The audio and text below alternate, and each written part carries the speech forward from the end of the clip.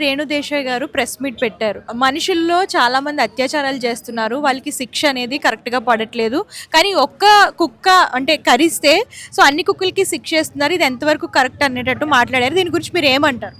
దీని గురించి ఆమె మంచిగానే మాట్లాడింది అనుకుంటున్నాను నేను.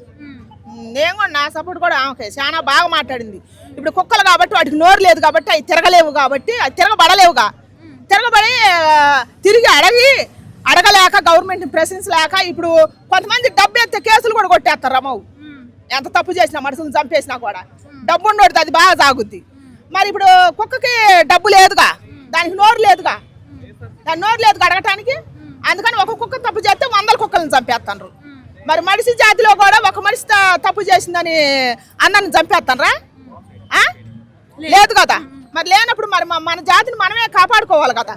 అయితే మరి మీరు అన్నట్లే ఈ మధ్య కాలంలో చూసుకున్నట్లయితే చిన్నపిల్లల మీద కుక్కలు ఎక్కువ దాడులు చేస్తున్నాయి కదా. సో దీని గురించి మీరు ఏమంటారు? అసలు అది ఎక్కడో జరుగుతున్నాయి. ఇప్పుడు కుక్కలు ఊళ్ళల్లో కూడా కుక్కలు. ఇప్పుడు మా ఇంట్లో కూడా ఒక కుక్క ఉందమ్మా. మా పిల్లగాళ్ళు చిన్న పిల్లగాళ్ళప్పుడు ఒక కుక్కను పెంచును. ఇట్టనే సూదులు వేసేది ఇట్టనే జరిగింది. మా పిల్లగాడు బడికి పోయే సొక్కేసి కూడా దాన్ని పక్కలో బండబెట్టుకునేది. వాడు కొనుక్కొచ్చుకునే కురుకురులు కూడా దానికి తినిపించేది. ఆ కుక్కను ఇట్టనే సూదులు వేసేవాళ్ళు వచ్చి ఏదో ఒక కుక్క తప్పు చేసిందని చెప్పి కుక్కలు ఊళ్ళల్లో కుక్కలు కూడా అట్నే సూదులు వేసి చంపేయొచ్చినాయి. ఏం నిలబడేస్తే కుక్క ఆడను కుక్క కూడా చచ్చిపోయింది. అట్టాటి కనిపెట్టారు. మరి అట్లనే క్రిమినల్ కూడా కనిపెట్టవచ్చుగా. మన దేశం మీద చాలా సేవలు ఉన్నాయి ఇక చేసేవి. అట్లనే కనిపెడితే మన సమాజం బాగుపడుతుందిగా, మనం అందరం బాగుపడతాం కదా. అదే ఆమె అడిగింది. తెలివి వాళ్ళకైతే అర్థమైంది. అంటే ఈవిడ మాటలపైన వ్యాఖ్యలపైన చాలా మంది వ్యతిరేకత అనేది వ్యక్తం చేస్తున్నారు. అంటే మీరు ఏసీల్లో ఉండి ఇట్లా మాట్లాడడం కరెక్ట్ కాదు, సో బయట కుక్కలు ఎంత ఇబ్బంది పెడుతున్నాయో మీకు తెలియాలని చెప్పేసి అని అంటున్నారు. దీని గురించి మీరు ఏమంటారు? బయట కుక్కలే ఇబ్బంది పెడుతున్నాయి, మరి బయట మనుషులు కూడా చాలా ఇబ్బంది పెడతారు. ఎవరి స్వార్థం కోసం వాళ్ళు మనుషులు కూడా చాలా ఇబ్బంది పెడతారు. నిన్నమన్నా అసలుకి మన అనుసూరి గారు కూడా వేసుకునే బట్టల కోసం చాలా ఇబ్బంది పెడుతుందిగా. మరి దాని గురించి కూడా మాట్లాడచ్చుగా. మరి ఆ తల్లి బాగా మా బయటకు వెళ్ళి సమాజం గురించి, సమాజం మీద ఏమేమి జరిగినాయో అన్నీ వివరించింది. చెవులుండోళ్ళకైతే చక్క గిని పడతాయి, కళ్ళుండోళ్ళకి కూడా అర్థమైతే, జ్ఞానం ఉండి చూస్తే అన్నీ అర్థమవుతాయి. మరి దీని గురించి కూడా మాట్లాడచ్చు కదా. ఆమె ప్రతిదీ ఆ కుక్కను పెట్టుకొని ప్రతిదీ చెప్పింది. మన సమాజం మీద జరిగే చెడు అన్యాయాలు అరాచకాలు మొత్తం చెప్పింది. మన జీవన వ్యవస్థ పాడైపోతుందని.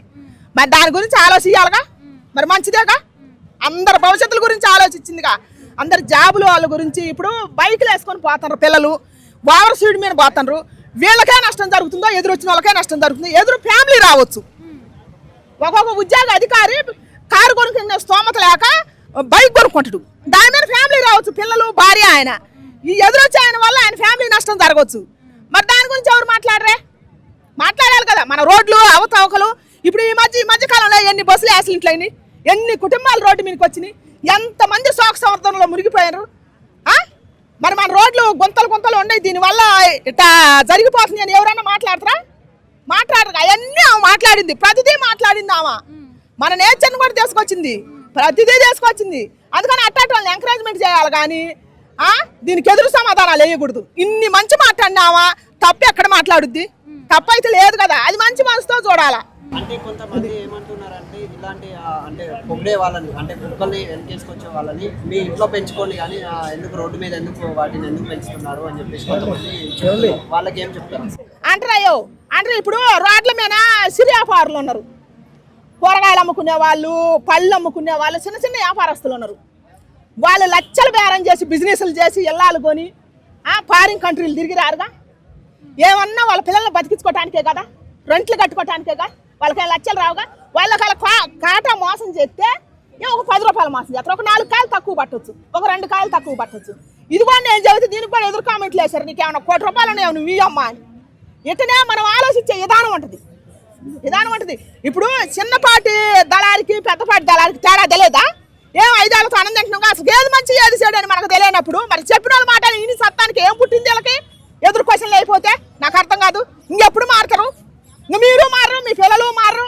ఇంక మన సమాజం బాగుపడతాం. మనం ఎట్టుండో అట్లనే చేద్దాం. మీరే మంచి చెప్పిన కూడా ఎంకరేజ్మెంట్ చేయకపోతే ఆ తల్లి ఎన్నాళ్ళకి వచ్చి మంచి చదువుతుంటే ఆమె బయటకు వెళ్ళి మంచి చదువుతాం. జ్వరం కూడా ఉందంట, పాపం హెల్త్ కూడా బాగాలేదంట.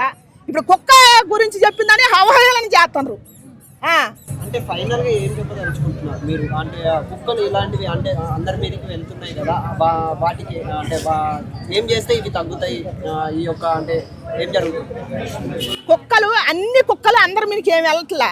మనుషుల్లో కొందరు మృగాలు ఎంతవరకు ఉన్నారు, కుక్కల్లో కూడా కొన్ని ఉన్నాయి. కుక్కల్లో కూడా కొన్ని మెంటల్ స్ట్రెస్లో ఉన్నాయి. అటాటిని పట్టేయాలి, అటాటిని చంపేయి. 100 కుక్కలు చంపేయటం ఇప్పుడు అన్ని పెట్టారుగా గవర్నమెంట్, అన్నిటికీ ఉన్నాయి కదా. మరి పెంచుకునే వాళ్ళు ఉన్నారు కదా, దాతలు ఉన్నారుగా, వాటిని కూడా మూగజీవాలను ప్రేమించే వాళ్ళు, వాళ్ళకిస్తే వాళ్ళు దాక్కుంటారుగా. కొంతమంది వచ్చేసి పెంచుకుందామని చెప్పేసి 20,000 30,000 పెట్టి తీసుకొని వచ్చేసి కొన్ని రోజులు పెంచేసుకొని మళ్ళీ రోడ్ల మీద వదిలేస్తున్నారు. వాళ్ళకి ఏం చెప్పదలుచుకుంటారు? రోడ్ల మీద వదిలేస్తాం. ఇప్పుడు గవర్నమెంట్ అన్నిటికీ మన కాడ మాట తీసుకొని చేస్తారుగా. గవర్నమెంటే ఒకటి పెడితే ఏమవుతుంది, మూగజీవాలను రక్షించవచ్చు కదా. ఇంకా మనుషులకి ఎట్టా న్యాయం చేయలేరు, మరి మూగజీవాలకైనా న్యాయం చేయొచ్చుగా. ఆవులు గోమాత అని చెబుతారు, గోమాతని ఎంత దారుణంగా చూస్తారు. ఇప్పుడు మనం యాత్రలు పోయిన కాడ మనమే మన శుభ్రాన్ని గుర్తిస్తున్నామా? ఎక్కడ పడితే అక్కడ షాంపులు, ప్లాస్టిక్ డబ్బాలు. ప్రతి పుణ్యక్షేత్రం పోతే ఎక్కడ పట్టినా రోత గలీజు. ఒక్కొక్క సముద్రంలో మునిగితే మనం ఒక్కొక్క కాడికి పోయిన కాడ మునిగితే మన పాపాలు పోతాయి అని చూస్తాం. అక్కడ ఆ వాటర్ కూడా గలీజ్ చేసి పారదింగుతారు. ఆ చుట్టుపక్కల ప్రాంతాలు మొత్తం గలీజు. దానివల్ల రోగాలు వచ్చే దేవుడికి మనకు కాదా? అవన్నీ కూడా అడిగింది. ఎంత జ్ఞానం ఉందో ఆ మహాతల్లికి. అటాటి తల్లిని ఎంకరేజ్మెంట్ చేయండి, మన సమాజం మీకు ఇంకా మంచిది అవుతుంది. హలో అండి, వీటీవీ సబ్స్క్రైబ్ చేయండి. హాయ్ అండి, this is actor Suman. So వీటీవీని లైక్ చేయండి, షేర్ చేయండి, సబ్స్క్రైబ్ చేయండి. Hi hello, I'm Shashirekha, Miss India. So వీటీవీని లైక్ చేయండి, సబ్స్క్రైబ్ చేయండి, షేర్ చేయండి. ఏమైనా డౌట్స్ ఉంటే కామెంట్ బాక్స్లో కామెంట్ చేయండి. Thanks for VTV.